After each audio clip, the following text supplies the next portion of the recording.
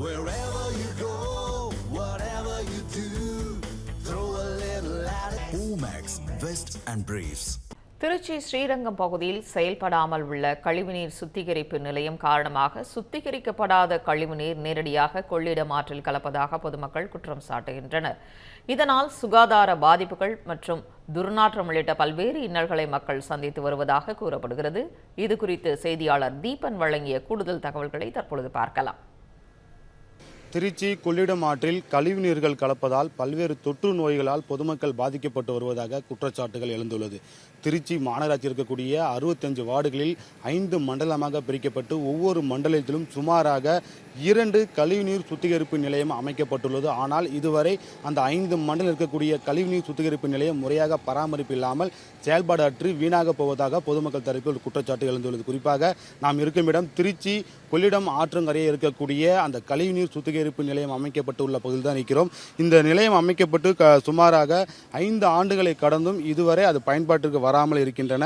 இதனால் கழிவுநீர் சுத்திகரிப்பு நிலையத்திற்காக ஒதுக்கப்பட்ட நிதிகள் வீணாவதாகவும் மக்கள் பயன்படக்கூடிய வகையில் நிதிகள் ஒதுக்கப்பட்டு இந்த திட்டத்தை செயல்படுத்தினாலும் இதுவரை இந்த திட்டம் செயல்படாமலே இருக்கின்றன.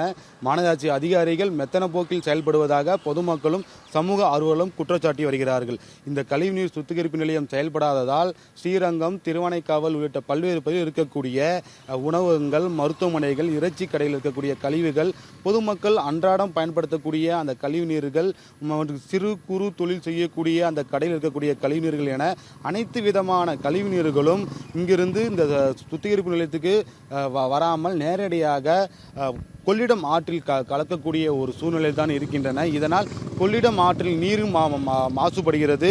அந்த நீரில் குளிக்க செல்லக்கூடிய பொதுமக்கள் மற்றும் சலவை தொழிலாளர்கள் பல்வேறு நோய்களால் பாதிக்கப்பட்டு தினந்தோறும் மருத்துவமனைக்கு செல்லக்கூடிய ஒரு சூழ்நிலை தான் நிலவி வருகிறது. இது குறித்து பொதுமக்கள் பலமுறை மாநகராட்சி அதிகாரிகளை தொடர்பு கொண்டும் நேரில் சென்றும் மனுக்கள் அளித்து புகார் அளித்தும் இதுவரை மாநகராட்சி அதிகாரிகள் எந்த விதமான நடவடிக்கையும் எடுக்கப்படவில்லை.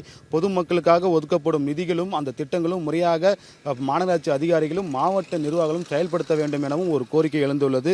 தொடர்ந்து 5 ஆண்டு காலமாக திருவானைக்காவல் மற்றும் ஸ்ரீரங்கம் இருக்கக்கூடிய பொதுமக்கள் இந்த கொள்ளிடம் ஆற்றில் கலக்கக்கூடிய கழிவுநீரை தடுக்க வேண்டும், பொதுமக்களுக்கு எந்தவிதமான தொற்று நோயும் பரவாமல் இருப்பதற்கு அதிகாரி நடவடிக்கை எடுக்க வேண்டும் என தொடர்ந்து வலியுறுத்தியும் மெத்தன போக்கில் மாவட்ட நிர்வாகம் மாநகராட்சி அதிகாரிகளும் செயல்பட்டு வருவதாக ஒரு புகார்கள் தற்போது எழுந்துள்ளது. ஆகையால் உடனடியாக செயல்படாமல் இருக்கக்கூடிய அந்த கழிவுநீர் சுத்திகரிப்பு நிலையத்தை செயல்படுத்த வேண்டும். கொள்ளிடம் ஆற்றில் கலக்கக்கூடிய கழிவுநீர்களை முறையாக தடுக்க வேண்டும். மீண்டும் பொதுமக்கள் சுகாதாரத்தோடு அந்த கொள்ளிடம் ஆற்றில் செல்லக்கூடிய நீரை பயன்படுத்துவதற்கு வழிவகை செய்ய வேண்டும் என பகுதி மக்கள் கோரிக்கை வைத்துள்ளார்கள். இனியும் காலதாமதம் படுத்தாமல் மாநகராட்சி அதிகாரிகளும் மாவட்ட நிர்வாகங்களும் பொதுமக்களுக்காக ஒதுக்கப்படக்கூடிய நிதிகளை வீணாக்காமல் செயல்படுத்தக்கூடிய திட்டங்களை முறையாக பொதுமக்கள் பயன்பெறும் வகையில் செயல்படுத்த வேண்டும் எனவும் சமூக தரப்பில் கோரிக்கையை முன்வைத்துள்ளார்கள். திருச்சியிலிருந்து ஒளிப்பதிவாளர் அஸ்வின்குமாருடன் செய்தியாளர் தீபன்.